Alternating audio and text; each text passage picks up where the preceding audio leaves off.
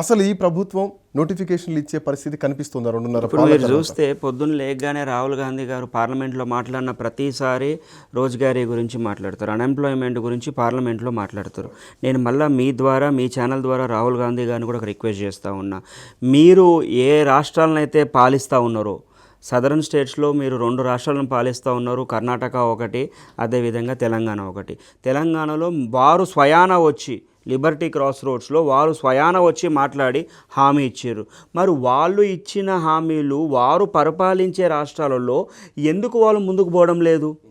అంటే you are trying to show other people, వేరే ఒక ప్రభుత్వాలను చూపించడానికి మీరు ట్రై చేస్తున్నప్పుడు మీరు చేస్తున్నటువంటి రాష్ట్రాలలో మీరు ఎందుకు చేయలేకపోతున్నారు? త్రూ నోటిఫికేషన్ రావాలి కదా ప్రభుత్వం. నోటిఫికేషన్ ఫిల్ చేసి ఇచ్చినా అంటున్నారు కదా. నోటిఫికేషన్ 58,000 చిల్లర నోటిఫికేషన్ గత ప్రభుత్వం వాళ్ళు ఇచ్చారు. అది వాళ్ళు నోటిఫికేషన్ ఇస్తే వాళ్ళు అన్నీ చేసి ఎగ్జామ్ కండక్ట్ చేసి వీళ్ళు ప్రభుత్వం వచ్చిన తర్వాత వీళ్ళు కేవలం అపాయింట్మెంట్ ఆర్డర్లు ఇచ్చారు.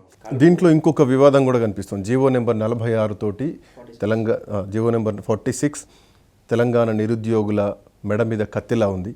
సో ఇది 110% దీన్ని రద్దు చేయాలనే డిమాండ్ మొదటి నుంచి వినిపిస్తుంది. ఫస్ట్ డేనే వీళ్ళు జీవో నెంబర్ 46 గత ప్రభుత్వం తీసుకొచ్చింది.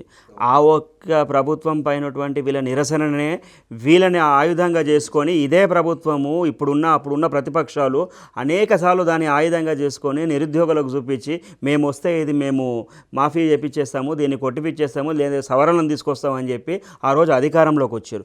అధికారంలోకి వచ్చిన తర్వాత జీవో 46 ప్రభుత్వము హైకోర్టులో కేసు వాళ్ళు ఓడిపోతే మళ్ళీ సుప్రీంకోర్టుకు పోయారు. సుప్రీంకోర్టులో కూడా హేమాహేమలి లాయర్లను పెట్టుకొని 17 లక్షల రూపాయలు గంటకి వాదించే లాయర్లను పెట్టుకొని వీళ్ళకి అగేన్స్ట్గా వాదిస్తున్నారు. అంటే మరి చిత్తశుద్ధి ఎక్కడున్నది? మీరు చెప్పేదాంట్లో చిత్తశుద్ధి ఎందుకు? No judicial system will question your cabinet meetings, right? When it is right according to the law, according to the constitution, no judicial system will have that right to point out your wrong. మరి మీరు correct చేస్తున్నప్పుడు ఒక judicial system ప్రకారంగా పోవాలా అని చెప్పి దాన్ని సాకుగా చూపిస్తూ ఇవాళ జీవో 46 వల్ల అనేక మంది పోలీస్ అభ్యర్థులకు చాలా నష్టం జరుగుతుంది. కొంచెం టెక్నికల్గా ఇప్పుడు చదువుకున్న వాళ్ళకు, ఉద్యోగులకు జీవో నెంబర్ 46 తోటి జరిగేటువంటి నష్టం ఏంటో తెలుసు.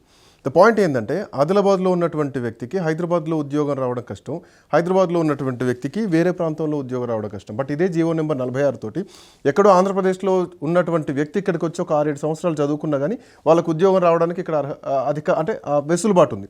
సో దీని మీద కొంచెం క్షుణ్ణంగా ఎక్స్ప్లెయిన్ చేస్తారంటే, ఇప్పుడు ఒక 4 years ఒక 7 years ఇక్కడ చదివినారు అనుకోండి, మళ్ళీ అదే బ్రేక్ డౌన్ చేసి 4 years ఆంధ్రప్రదేశ్లో చదివినారు అనుకోండి, వాళ్ళు ఇద్దరు ఇక్కడ లోకల్ అవుతున్నాడు, ఆయన అక్కడ లోకల్ అవుతున్నాడు. ప్లస్ దీన్ని జీవో 46 ప్రకారంగా 95% ఏమో లోకలైట్స్, 5% ఏమో అదర్ దెన్ లోకలైట్స్. అంటే either it might be Andhra Pradesh, either it might be Bihar, either it might be Jammu and Kashmir, on anyone ఎవరైనా సరే రిక్రూట్మెంట్ చేసుకొని వాళ్ళు ఎగ్జామ్స్ రాసుకొని రావచ్చు.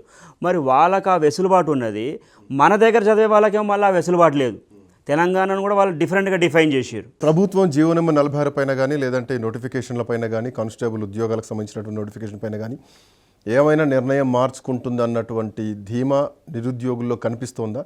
ఇఫ్ నాట్, ఏం చేస్తారో ఈ ప్రభుత్వానికి తెలుసు, గత ప్రభుత్వాన్ని చూశారు కాబట్టి. 110% ఇప్పుడు మీరు నిరుద్యోగులనే కాదు, ఎవరికైనా సరే ఆకలిస్తుంది అనుకోండి, మన ముందు ఏదో ఉన్నది, ఎంతవరకు మనం ఆకలి చంపుకుంటామో అంతవరకే దాన్ని టచ్ చేయం. మనం ప్రాణం పోతుంది ఆకలి అంటే అది ఏది ఉన్నా సరే దాన్ని చంపైనా మనం ఆకలి తీర్చుకుంటాం. That's a very commonest thing.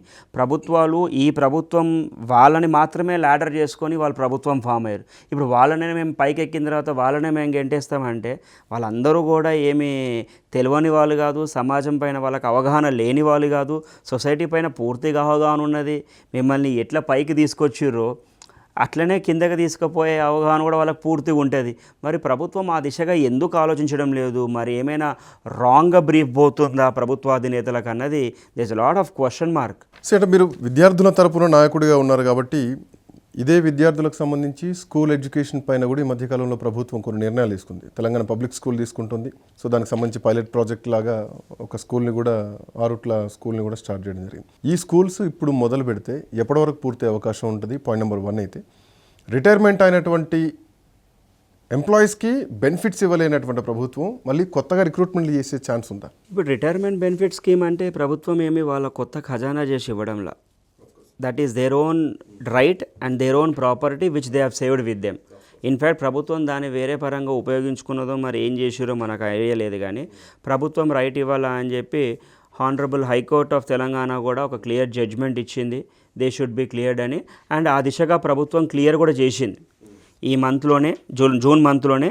కొంతమందికి majority of the people I think August వరకు ఏదో టైం ఇచ్చినట్టుంది హానరబుల్ హైకోర్ట్ ఆఫ్ తెలంగాణ, దాని ప్రకారంగా పోవాలని చెప్పి.